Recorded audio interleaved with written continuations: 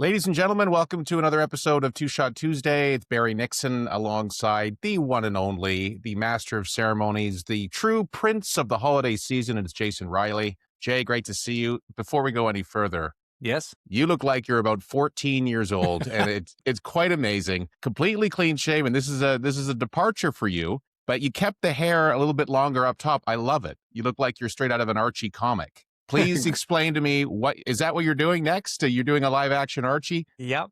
It's time. What's going on, bro? You guessed it. You guessed it, Barry. Yeah. No, today I am clean shaven because yesterday evening I was, and I texted you as I left, I was in your neck of the woods, sort of. Yeah. Liberty Village, lovely King West area, which I hadn't been to in a long time, getting new actor headshots done. Yeah. So as part of the bundle, we had with the scruff, because I had the scruff, and then for the last few shots, we did the in a suit, cleaned up, slicked back, taken off the 5 o'clock shadow because I'm able to do it. I'm able to grow it back. And so we were able to get some shots that way. So now I am clean shaven for a few days. Yeah. But you shaved on site, like not in your home in the comfort of where everything is. What was it, electric razor, or you just you brought a Bic with you? What happened? I brought my Gillette Mach 5 or whatever they're called now. I have like 27 blades and 6 on the back. So close. Yeah, and my Fusion, my whatever shaving cream, and it was great. Yeah, the Pro Glide, that was it. And then I had my aftershave.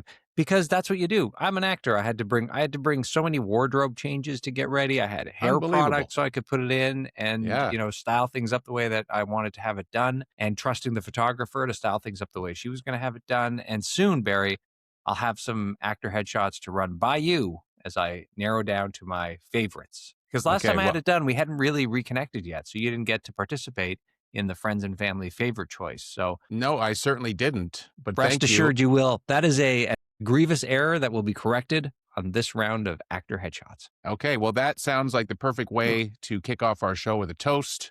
Let's have our first shot in honor of all of this great news. And to Jay, you've never looked better. Here's to you, brother. And happy at the time of this recording, it's still the holidays. So happy We're 1 holidays week out. to you. Yeah. What are you drinking? I got Bushmills 12-year, my friend. Ooh, very nice. Okay. Yep, just re-upped. Nice. I'm going to raise a glass of what you have deemed my favorite whiskey, Jameson Triple Triple. Yes, I have deemed it.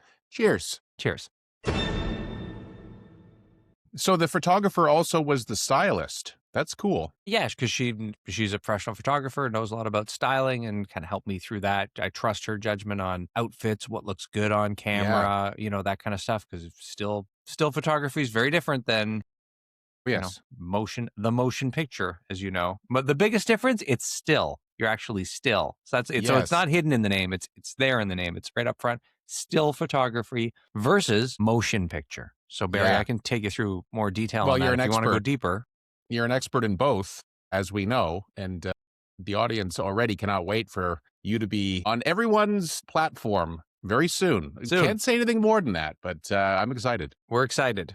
Barry, speaking of, we're talking about movies, we're talking about TV. Yeah. Why don't we pivot immediately to 4K Corner? Big 4K Corner this week. Yeah, we're overdue. Do you want to start us off with some reviews? Like, when our listeners and viewers watch this, if they're seeing when it comes out, it's like they're on the eve of Christmas. It's Christmas Day. It's something around there. So what are they picking up for very last minute gifts that has come to the newsroom that you're enjoying? Well, one I just got yesterday. This was like a blind buy. And I don't usually do that, as you know, but I did it based on, you're going, no, half your collection are blind buys. Yeah, it's like, well, not half, but maybe 1/3. Yeah. Yeah, that's fair. Anyway, the movie's called Sinners. Are you familiar? I watched it on the with plane Michael to B. Japan. Jordan? Yeah, actually on the plane home from Japan. I watched it. Yeah. Okay. So then this is great. You've seen the movie. I just watched it for the first time yesterday in 4K. The transfer, the sound, everything was stunning. Yeah. And it was a really cool, different take on the vampire genre. And I really loved how it wrapped up. And for those who have seen it, you probably know there is a sequel in the works. So it'll be interesting to see where they go. Yeah. Yeah. There are lots of places they can go. We won't spoil it for anyone. But it was interesting. I enjoyed it. Like, I really did enjoy it. It was a really big deal. Like, it kind of broke through. It's kind of changed, kind of got people thinking not about superheroes anymore, now into horror. Like, the kids are really into the horror these days. So this movie was it was a smart horror. Like, and I really liked the characters. I liked the fact that it was set in the early 1930s. Yeah. And Michael B. Jordan playing 2 roles was pretty wild. I wasn't sure why. Like, it didn't seem to really factor in that he had to be playing 2 roles. Yeah, It he was unless I happy to missed do that. it, But he clearly. was happy to do it, yeah. Why share the payday? You get the Yeah, payday for both. exactly. Uh, Yeah, and once again, he's in phenomenal shape. He's the only guy in the yeah. 19th during the Dust Bowl famines who has about 900 pounds of muscle on him. He just looked absolutely jacked, especially at the end of the movie. So good for him. Yeah. That's aspirational. It's nice to Yeah, see yeah, that. yeah. But yes, a very different take on the vampire, that we've seen a million times. So this one was kind of cool. I heard that Ryan Coogler, who created it, Hmm. also did Black Panther, so he's famous for Black Panther and Wakanda, came up with a unique deal. I think he has licensed Sinners to Warner Brothers or whoever produced this movie. So they have it for Hmm. 20 years. They can do whatever they want Wow. with it. And then the IP reverts back to him, which is like Hmm. a whole new way of doing things, which is kind of cool. It's a way you get to own a piece of it and do what you But he's want, still take it getting to another paid. studio. Of course, yeah, I he's see. got his negotiation, but if they're not treating it right or they want to let it rest or something, he can then take it somewhere else and do other things with it, potentially redo it, turn it into comic books, novels, all that kind of stuff, Yeah. and prevent maybe it from getting too watered down. So it's like 20 Right. years with them, and then it comes back to him. That doesn't usually happen. Well, 20 years is a long time. I mean, But it still, is a like, long it wasn't time. a great payday when you're kind of maybe he's cruising into retirement or something, or kind of that second stage, and boom, all of a sudden you got this IP that did quite well, and he could bring it Yeah. back. Yeah, exactly. Yeah, what's Sinners your Part rating? 7. I'd say that's a 4.5 out of 5. I really enjoyed it. I was totally glued to it. It wasn't, and I'm sure a lot of our viewers and listeners have already seen it because it's been out a while. Uh, but it didn't exactly like truck along. The beginning, like the first hour was pretty much setting up everything. We get to really know the characters, which is cool.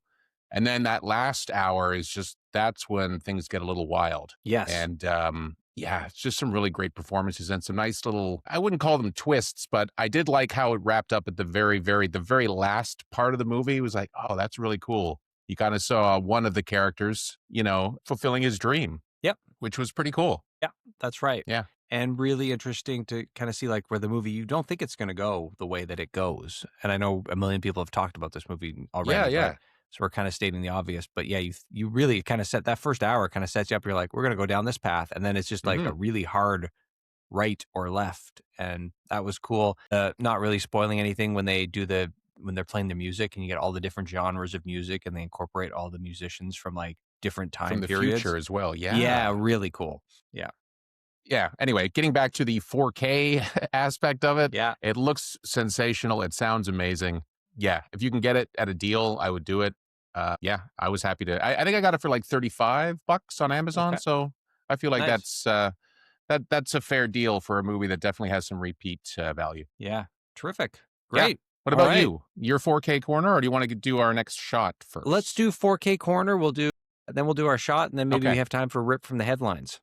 Damn right. I'll be brief and I'll hit the highlights because I've got two Yeah. discs that I want to talk about. Actually, two franchises I want to talk about that both came to my door this weekend, and I was really excited to receive both. The first hit on Amazon, a price that I wanted to pay for it, the 40th anniversary 4K release of Back to the Future trilogy. Yeah. You can't go wrong with that movie. All three of those movies are great movies and just fun to watch. And I will They say are. that the 4K transfer, I've watched part of the first one, is incredible. Like super clear. You own the non 40th anniversary, right? The one that came out like only a couple of years ago, maybe the 35th. Yeah, I own the 35th anniversary, so I feel a little Sorry ripped for your off. luck. Yeah.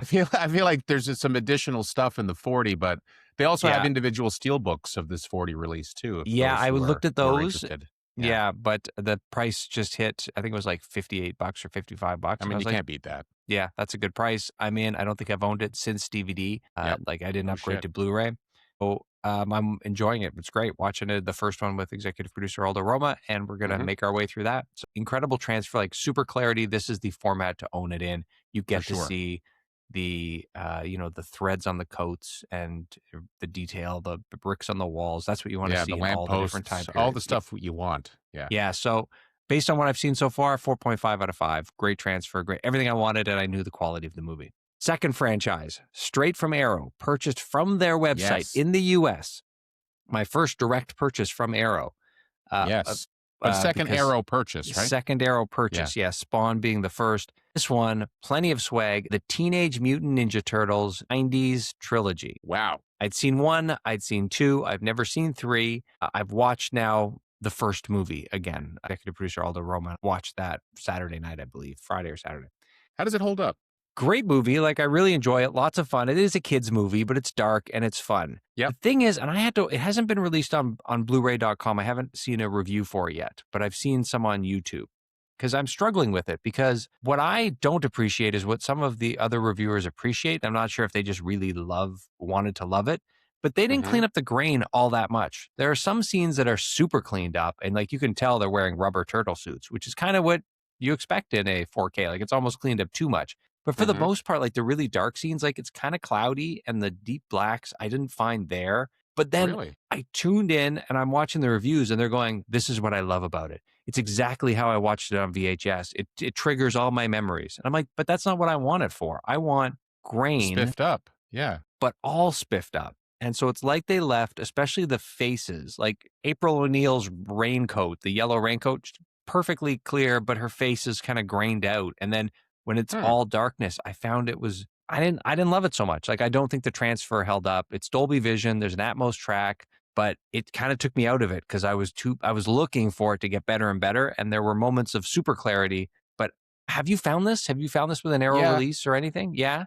Well, not with necessarily Arrow, but I have seen some inconsistent releases. And we could look to one example that I brought to your place that this was a record for you on going for walks during the movie. It was The Sword and the Sorcerer. Yeah, yes, The Sorcerer. Had a very uneven release. There were some scenes, a handful, that looked gorgeous, and then there were others that just looked muddy.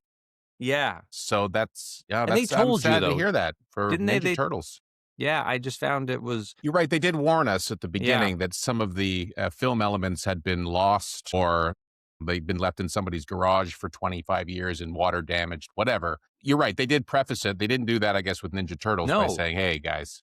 They just kind of left it, and because people are talking about it and saying how it's not as cleaned up. Well, 2 apparently is much better. I haven't watched it yet. I'm going to watch it. Yeah. But then those people that love the grainy of 1 were like, the colors weren't perfect in 2. They seemed a little brighter than I remember them. I don't know. Anyway, I really liked the movie, but had I known... How did it sound? Was the sound okay? Yeah, the sound was good. Not so much going on around you, but it was an Atmos track, so it was clear. Right. But Back to the Future had much more, like the clocks all around you at the beginning, like that was Atmosed up really well. Yeah. I love that. When all those rear channels start to engage, it's perfect. Yeah. Turtles, I'm giving 3.5 out of 5. Good movie, quality movie, but the transfer, disappointing. I'll report back on the others as I get to them. I have a feeling you're not going to get too far into the third one. I heard that is good. Probably holding steady at a 1.5 out of 5 for most people who have been able to get through it, because they decide to go back in time to like 17th century Japan and become samurais, and apparently it looks exceedingly cheap, like even less expensive than the first one. Anyway, I look forward to you telling me all about that one. I've heard it described as not terrible on the sites of people that really like these movies. So I'm gonna have to go in with quite an open mind. But before I do that, I think we're not going any further until we do shot number 2. Jameson triple for me. Yeah, and I'm sticking with the good stuff. In your honor, Jay. Here's to you. Cheers. Now, let's be honest. Did you forget the name of it? Is that what you said? The good stuff? The Bushmills 12-year. Yeah, I know, but for a second, for a moment you forgot, didn't you? Yeah. It left. It just gone. I like to call it the good stuff. In your honor, good sir, let's raise a glass of this amber gold. Yeah. And then let's move past it quickly, because it'll come to me. We got time for one rip from the headlines. Shall I go to the magical phone that you sent, because you are our rip from the headlines guy? I have we got time for that. But before we do, may I just shoehorn in one quick thing? Just super quick. Linda and I on Saturday night went to Rebel Nightclub, and we got to see 50 Cent live in concert. It happened. Now, it happened. He was great. One thing I will say, for those of you who might be considering going to Rebel, this event was at minimum 20% oversold. It was literally fighting hard through the crowd, even just to get to the bathroom. And I was being squished on both sides. It was like being in like a Brazilian soccer stadium that was about to burst. It was not cool. That was one thing I will say. However, he was great. Okay, let's get to rip from the headlines. Oh my God, that's awful. That's an awful I'm experience. just saying but that all right. as a cautionary thing. Yeah. If you're going to Rebel, one other thing is when we got there, immediately the security was accepting bribes right away. They're like, $20. You want to skip the line? $20. You want to skip the line? Of course, we paid. We wanted to skip the line. It's phrasing out.